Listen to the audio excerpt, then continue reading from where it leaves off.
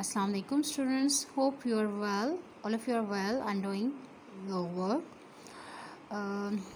Previously you learned about the applications of Pascal's law, जिसमें आप लोगों ने हाइड्रोलिक प्रेस के बारे में पढ़ा था कि कैसे एक स्मॉल फोर्स अप्लाई करके हम हैवी ऑब्जेक्ट्स को लिफ्ट कर सकते हैं या उन्हें प्रेस किया जा सकता है।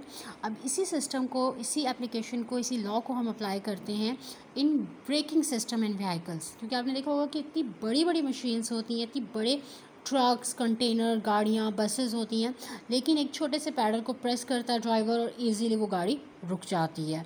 तो वहाँ पे क्या सिस्टम होता है, that is system also works on the Pascal's law.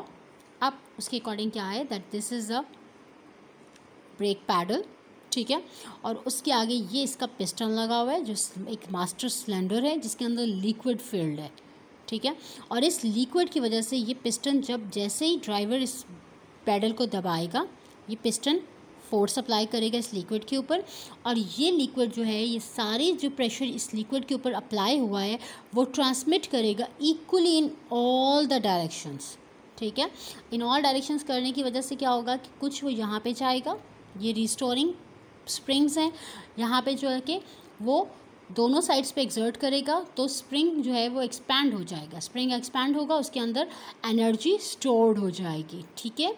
फिर दूसरी साइड पे जो जा रहा है दैट इज़ द डिस्क, जो व्हील के साथ, आपके साथ फ्रंट व्हील के साथ अटैच्ड होती है डिस्क, तो उन डिस्क के ऊपर जाके वो प्रेशर एक्सर्ट करेगा और उस प्रेशर की वजह से व्हील जो है वो स्टॉप होना आहिस्ता आहिस्ता कम होना शुरू हो जाता है। और उसके साथ ही यहाँ पे जो एनर्जी स्टोर्ड हुई थी, फोर्स एनर्जी हुई थी, पहले वो एक्सपैंड हुआ था क्योंकि स्प्रिंग है, स्प्रिंग ऑब्वियसली वापस अपनी ओरिजिनल पोजीशन पे आने की कोशिश करेगा, रिगार्डिंग उसको स्प्रिंग ने मूव बैक करना है इलास्टिसिटी की वजह से। जब वो अपनी ओरिजिनल पोजीशन पे आएगा तो अगेन वो प्रेशर इस लिक्विड के ऊपर अप्लाई करेगा और वो प्रेशर भी जाके इस डिस्क को मतलब व्हील को स्टॉप करेगा।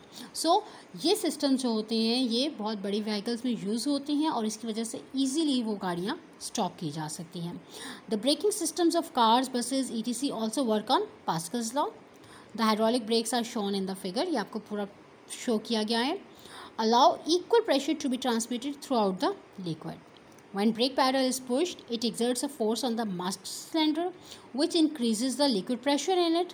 The liquid pressure is transmitted equally through the liquid in the metal pipes to all the pistons of other cylinders. Mean यहाँ पे भी ये भी दो pistons हैं, यहाँ पे भी जाके वो force apply कर रहा है, इसी तरीके से जो यहाँ पे भी pistons हैं wheel के साथ वहाँ पे भी apply कर रहा है।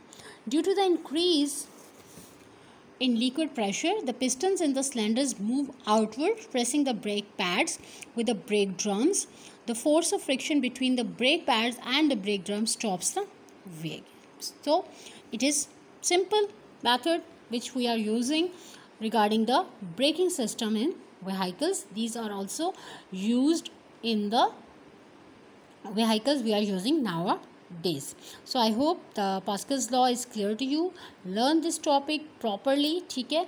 और इसमें ये वाली जो lines होती हैं, the hydraulic brakes is shown in figure, इसको छोड़ दें, ठीक है। आप इसको सिंपल कर लेंगे, the hydraulic brakes allow equal pressure to be transmitted throughout the liquid. So इस टॉपिक को आपने यहीं से बुक से ही लर्न करना है और जहाँ पे कोई प्रॉब्लम आती है you can ask me any time. All the best students.